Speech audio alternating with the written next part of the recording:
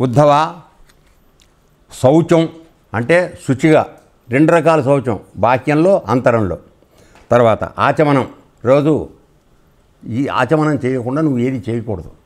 ఎందుకని చెప్పారు? ఆచమనం ఎందుకు చేయమన్నారు? భోజనం తినేప్పుడు కూడా ఆచమనం చేయమన్నారు. పూజ మొదలుపెట్టే ముందు ఆచమనం చేయమన్నారు. ఎందుకని? నువ్వు తీసుకుంటున్న ప్రాణవాయువు ఈ గొంతులోంచి వెళ్ళేటప్పుడు అక్కడంతా కూడా డ్రై అవుతుంది. అర్థమైందా? అందుకనే నీళ్లు తాగకుండా, కాసి నీళ్లు తాగకుండా నువ్వు అన్నాన్ని కూర్చుంటే వెంటనే గొంతు నీకు పట్టుకుంటుంది. అందుకని అటువంటి పరిస్థితులు రాకుండా 3 చెంచాలు నీళ్లు తీసుకుంటే గొంతు ఒకసారి మెత్తబడుతుంది, తడి ఉంటుంది. దీని ద్వారా ఏ ప్రాబ్లం రాకుండా ఉంటుంది. ఈ ఆచమనం చేయడం అనే ఉద్దేశంలో ఏంటంటే నువ్వు మంత్రాన్ని చదవాలి, ఓంకారం చెయ్యాలి. ఇవన్నీ చేయాలంటే నీ గొంతు సరిగా ఉండాలి. దానికి ఇవన్నీ ఆలోచించి పెట్టబడింది ఆచమనం. తర్వాత స్నానం చెయ్యాలి. స్నానం చేయకుండా ఉంటే శరీరం ఉత్తేజితం కాదు. పడుకుని లేచి మొహం ఇట్టిట్ట అనుకుని కూర్చుంటే నువ్వు మళ్ళీ కళ్ళు అంటుకుంటూనే ఉంటాయి.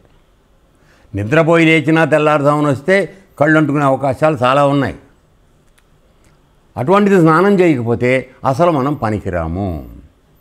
తరువాత సంధ్యోపాసనం అంటే 3 సార్లు సంధ్య వార్చడం, అంటే గాయత్రి పూజ చేయడం. మీకు సంధ్యోపాసన చెప్పబడింది 3 సార్లు యోగం చేయమని. కనీసం 2 సార్లు అన్నాం, అది లేదు. పౌర్ణానికి వస్తే సరిపోతుందనే విద్యానికి వచ్చేసారు మన వాళ్ళు. Okay, right. తర్వాత సరళ స్వభావం అంటే గురువుగారు ఏదైనా చెప్పంగానే ఇమీడియట్గా మీరు కోపానికి రాకూడదు.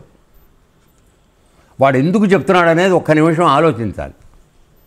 2 తర్వాత తీర్థ సేవనం అనగా తీర్థయాత్రలు చేస్తూ ఉండాలి. ఎందుకు వెళ్ళాలి తీర్థయాత్రలకి? 1 అక్కడ స్థితిగతులు ఏమిటి, ప్రజలు ఎలా ఉన్నారు, ఇవి తెలుసుకోవడం బాహ్యమైనటువంటిది. లోపల అక్కడ ప్రకటితమైనటువంటి ఒక పరమాత్మ స్వరూపం ఉంది కదా. అక్కడికి వెళ్ళినప్పుడు దాని నుంచి వచ్చేటువంటి రేస్ అంటే కిరణాలు ఏమైతే ఉన్నాయో ఆ కిరణాలు నీకు తగలాలి. ఆ విధంగా నువ్వు శుద్ధిపడాలి. అందుకోసం వెళ్ళాలి. అర్థమైందా? ఎప్పుడో ఒకప్పుడు వెళ్ళి అక్కడ ఏమిటి పరమాత్మ ఏమిటి మనకు ప్రకటిస్తున్నాడు. అవ్యక్తంగానే ఉన్నాడు, వ్యక్తంగానే ఉన్నాడు. ఆయన సర్వత్రా వ్యాపించి ఉన్నాడు. అటువంటిది అక్కడ ఒక ప్రకటితమైన స్థితిలో ఆ ప్రకటితమైనటువంటి రూపంలో ఆయన ఉండి ఏం చెప్తున్నాడు అది తెలుసుకోవడానికి వెళ్ళాలి. అర్థమైందా? తీర్థసేవనం. తర్వాత జపం, మాల, మానసికంగా మాల తిప్పడం మాత్రం కాదు, మానసికంగా. తర్వాత సర్వప్రాణులలో సర్వేశ్వరుని దర్శించడం, అన్ని ప్రాణుల్లో. అప్పుడు అందరిలోనూ దేవుణ్ణి చూస్తే నువ్వు దేవుణ్ణి నరుకుతావా వెంకటరెడ్డి? నరకవు కదా. కాబట్టి అది. తర్వాత మనోవాక్కాయ సంయమనం అంటే మనస్సు వాక్కు 2 సంయమనం అంటే మనసులో ఏం ఆలోచిస్తున్నావో నోటితో మాట్లాడేది కూడా అదే ఉండాలి, నిజాయితీ ఉండాలి. మనసులో ఒకటి ఆలోచిస్తూ పైన మొహాన నవ్వు పులువుకుని నీ అంత మంచివాడు లేరని అబద్ధం చెప్పకూడదు. అప్పుడు ఏమైంది? ద్వంద్వ వైఖరి అయింది నీది, నీలో నిజాయితీ లోపించింది. సపోజ్ నేను చూశాను, నువ్వు చేసిన పనికి బాగుండలే, నేను నిర్మోహం మాటకి చెప్పాలి, వరే నాన్న నువ్వు చేసిన తప్పు. వాడు కోపం వస్తుందేమో అని మనం మానేయకూడదు. తర్వాత అనేవి అందరికీ సమాన ధర్మాలు అంటే నువ్వు ఏ వర్ణ ఆశ్రమంలో ఉన్నా కూడా, ఆశ్రమంలో ఉన్నా వర్ణంలో ఉన్నా కూడా ఇవి సమాన ధర్మాలు. అంటే ప్రతి మానవుడు ఆచరించి చూపించవలసినటువంటి ధర్మాలు ఇవి. ఓకే. తర్వాత 2వది ఇక మనం చేయకూడదు, ఇవన్నీ డూస్ డోంట్స్ అని ఉంటుంది కదా. అలాగే ఆ డూస్ అన్నీ అయిపోయినాయి. ఇప్పుడు డోంట్స్ ఏమిటో చెప్తున్నాడు, చేయకూడదు ఏమిటో చెప్తున్నాడు. అస్పృశ్యులను తాకకుండుట, ముట్టుకోకూడని వాళ్ళని ముట్టుకోకూడదు. అర్థమైందా? తర్వాత అభక్ష్య వస్తువులను భుజింపకుండుట, నిషిద్ధ ఆహారాన్ని తినకుండా ఉండడం. తర్వాత మాట్లాడతగని వారితో మాట్లాడుకుండుట.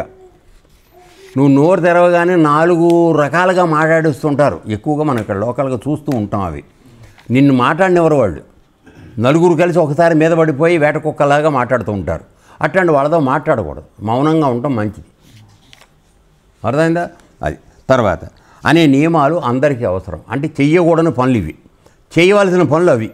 Okay, right. తర్వాత ఇక నైష్ఠిక బ్రహ్మచారి, ఇందాక చెప్పాను, ఎవడైతే పరమాత్మతో ఉండి సన్యాస మార్గంలో నేను పరమాత్మతో చేరిపోతానో, నాకు ఈ సంసార బంధాలు వద్దని ఎవరంటున్నాడో వాడు నైష్ఠిక బ్రహ్మచారి. నైష్ఠిక బ్రహ్మచారి ఈ నియమాలు పాటించినచో, పైన చెప్పిన నియమాలన్నీ పాటిస్తే అతడు అగ్నిహోత్రుడంత తేజస్వి అవుతాడు.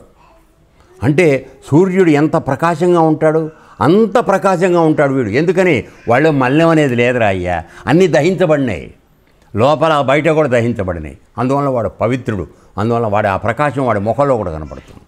తర్వాత తీవ్ర తపస్సు వలన అతని కర్మ సంస్కారాలు భస్మం అయిపోతాయి. ఎప్పుడు నువ్వు తపస్సు చేసుకుంటూ కూర్చున్నప్పటికి ఏమవుతుంది, లోపల నామం చదువుతున్నావు, చదివేటప్పటికి ఏమైంది, అన్ని నాడీ కేంద్రాల్లో నిక్షిప్తమైనటువంటి పాత జన్మల కర్మ వాసనలు అన్నీ కూడా దగ్ధమైపోతాయి. మీ చేత యోగం చేయించేప్పుడు అదే చేస్తున్నాం మేము.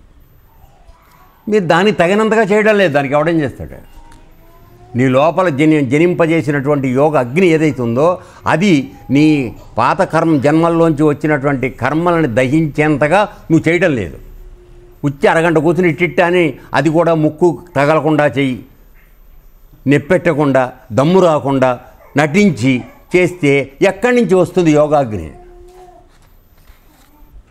గురుగారు ఎదుర్కొన్నా కూర్చున్నాం కనుక ఇట్టిట్ట అనాలి, లేకపోతే ఏరో చేయలేదని వీడు అంటాడని ఇట్టిట్ట అంటాం చెయ్యి. ఎవరిని మోసం చేద్దామనరా? నువ్వు గట్టిగా కొట్టి తీస్తే కానీ ఈ అగ్ని పైకి రాదు. ఈ అగ్ని పైకి వచ్చి సుషుమ్నలో ప్రయాణం చేస్తే కానీ నాడీ కేంద్రాల్లో నిక్షిప్తమైనటువంటి పాత జన్మల సంస్కారాలు దగ్ధం కావు. అవి దగ్ధం కాందే నువ్వు పునీతుడు కావు, నువ్వు పునీతుడు కాందే పరమాత్మను చేరలేవు. ఇది లింకు, అందుకోసం చెప్పింది. నువ్వేమో గురువుగారిని బేవకూచి, ఎప్పుడు బేవకూసేవాడు, లేకపోతే వాడు గురువు అవడు, ఇంకేం అనుమానం లేదు. అర్థమైంది? ఇంకా వాడిని బేవకూ చేద్దామని. ఏంటిది? ఎవరి కోసం రా నానా? నువ్వు పై మెట్టుకు వెడతావు, పై మెట్టుకు వెళ్ళిన తర్వాత చేయక్కర్లా. ఎందుకని? అప్పటికి నీ శుద్ధం అయిపోయింది. లోపల గిన్నె బాగా కడుక్కున్న తర్వాత వంట చేసేస్తావు నువ్వు ఆటోమేటిక్గా కదా. ఎప్పుడు తోముతూ ఉంటావా? కాదు, అక్కర్లేదు. మూడో మెట్లోకి వచ్చేటప్పటికి నీకు ఇంకా పెద్ద అవసరం లేదు. ఎప్పుడన్నా కదిలించి అది కాస్త బద్ధకం అవుతుంది అనుకుంటే ఒకసారి కొట్టి లైన్లోకి తీసుకొచ్చేస్తాం, అంతే. అప్పుడు కాన్సన్ట్రేషను పైన ఉన్నటువంటి ప్రాంతంలో నీ పెట్టడం మొదలవుతుంది. ఇది రహస్యం. నువ్వు ముందు నుంచే కళ్ళు మూసుకుని ఇలా కూర్చోవడం, ఏదో అక్కడికి వీడంతా పగిలిపోయినట్టు, లేకపోతే వంకర టెంకర్లుగా కళ్ళు పెట్టడం, ఇవన్నీ ఏంటంటే మోసం చేద్దామని చేసే ప్రయత్నాలు. అది మంచిది కాదు. దానివల్ల కళ్ళు పోవచ్చు, మీ ఇష్టం. తర్వాత ఓకే, రైట్. తర్వాత తీవ్రమైన తపస్సు వలన అతని కర్మ సంస్కారాలు భస్మం అవుతాయి.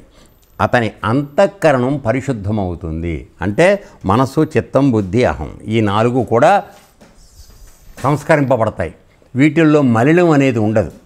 తర్వాత అతడు నా భక్తుడై నా సన్నిధికి వచ్చి నన్ను పొందుతాడు. ఎన్ని స్టెప్పులు చెప్తున్నాడు చూడు. ముందు వాడు పరమ భక్తుడైపోతాడు, పరమాత్మ తప్పితే ఇంకోటి లేదని. అదైన తర్వాత వాడు ఆయనకి దగ్గర అయిపోతాడు. అంటే బతికుండగా జీవన్ముక్తుడు అవుతాడు, లేదు చనిపోయిన తర్వాత ఆయన దగ్గరికి వెళ్ళిపోతాడు, సాన్నిధ్యంలోకి వెళ్ళిపోతాడు.